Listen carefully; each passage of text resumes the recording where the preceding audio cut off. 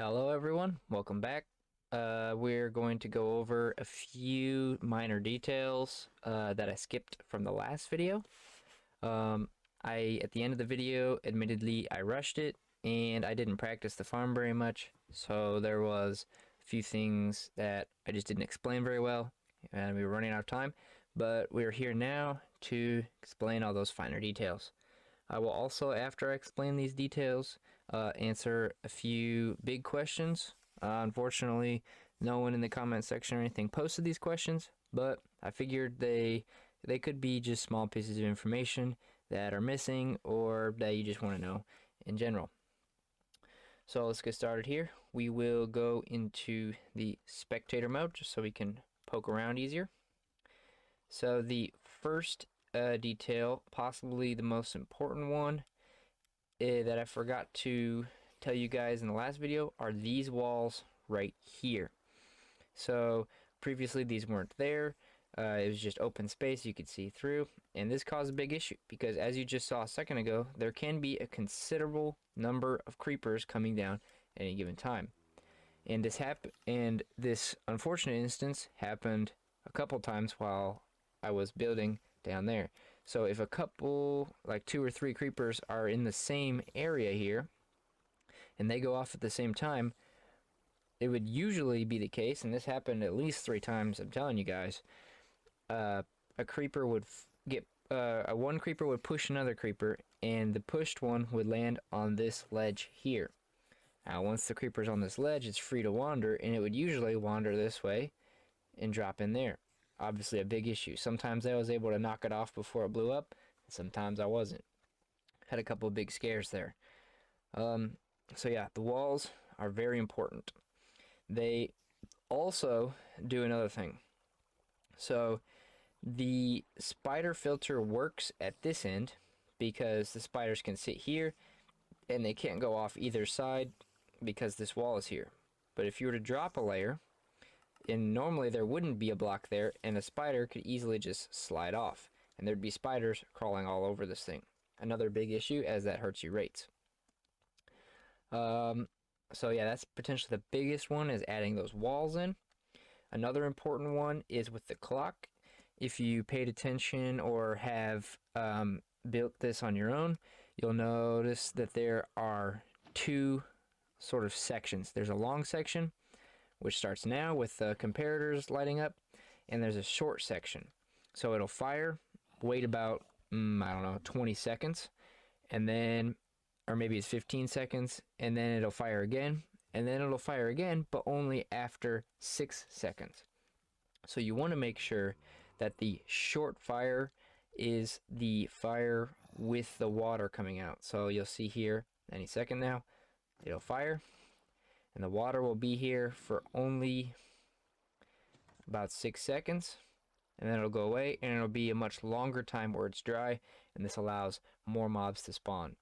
Unfortunately, with the way we built the clock and that redstone dust being right here, that does mean that this trapdoor opens, which allows the occasional unwanted mob to spawn. However, once you go back to base or whatever, that mob will be gone when you come back up here. I sort of revamped this whole area down here, got rid of all of our excellent dirt, and we had a couple epiphanies here. So I went through a number of skeletonies, our named skeleton here, for a couple of reasons. First off, they would suffocate in the sand, so I had to add, you're going to want to add this spacer block here. You're also going to want to add these trapdoors on both sides, and here's the reason. So in this farm, we're largely filtering out zombies and skeletons. However, the occasional baby zombie can spawn, and it will go into the farm just like any other creeper would.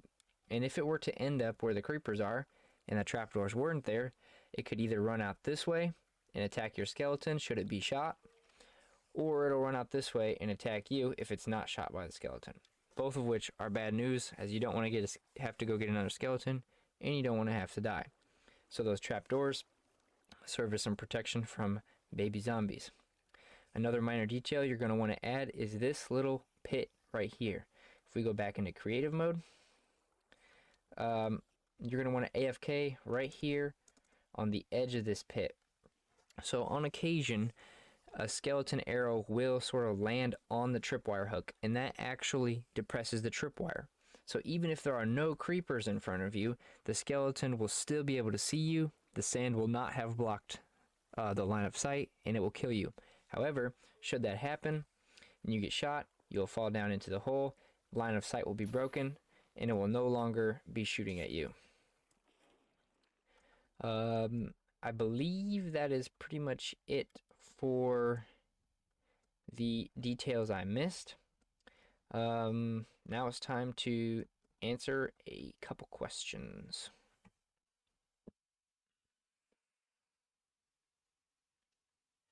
The rates of this farm are actually better than what I had initially expected. So I did a 1 hour AFK test, meaning I just let the computer sit here for 1 hour, and just to see how many music discs I get in that 1 hour.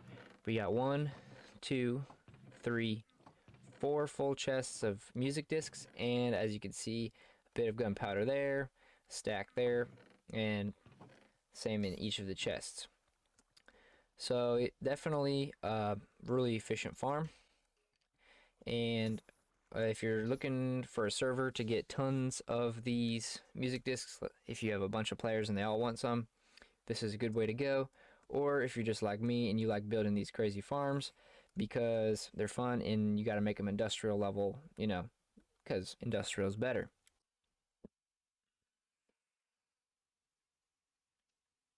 The trapdoors that we put under each of these layers are actually a necessary component, and I'll explain why with this diagram right here.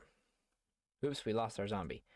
Alright, so as you can see here, let's grab a zombie spawn egg. Here we go. As you can see here, we have a 2-block high space and a 2-block high space with a trapdoor. If I'm to spawn a zombie in here, you'll notice that the zombie and the creeper are actually very different heights. The creeper is much shorter.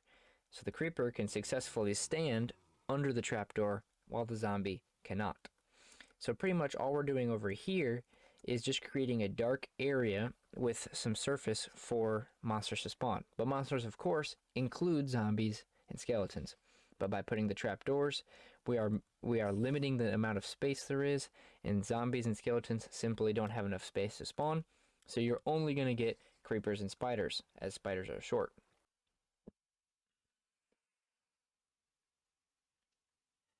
Is this really my design? Well, part of it yes, part of it no. So this central part, the roof and these 4 layers, as well as the redstone components in the middle with the observers and the dispensers, are not my design. I'd say, I don't know, a year ago, I did YouTube a Minecraft creeper farm because I was looking for gunpowder for Elytra, and I just remembered the design and was able to duplicate it here. The basin is also similar to the one I YouTubed. However, the one I YouTubed had one section in the middle where all the creepers and spiders would go. However, we had to adjust here as we're trying to sort out the spiders and make one long slash down the middle. The clock on top is an adapted version of something I did YouTube. So in a different world, I have a blaze farm and I had to YouTube how to make that. And so this comparator, it's called a pulse extender here, is in fact not my design. I had no idea about this until I YouTubed it.